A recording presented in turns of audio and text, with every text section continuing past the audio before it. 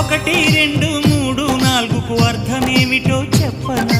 చెప్పుకో త్వరగా చెప్పుకో. ఒకటంటే ఒకటిగా అడుగేద్దాం, రెండంటే రెండు గుండెలను ముడిపెడదాం, మూడంటే మూడు ముళ్ళేసి ఆ తర్వాత నాలుగు కాలాల పాటు కలిసుందాం. ఐదు అంటేనే చెబుతాను, ఐదు అంటేనే చెబుతాను, నా పంచ ప్రాణాలు నువ్వేగా. అమ్మావు ఇల్లు ఈగ చదివానాడు, ప్రేమ వలపు మనసు మమత చదివాయినాడు, ఇంకా ఏదో చదవాలంటూ పెదవి కోరుతోంది. భలేగా కొత్త చదువు చదువు, ఇలా నా ముద్దు కవిత చదువు, చెలి మురిపాల కథలు చదువు.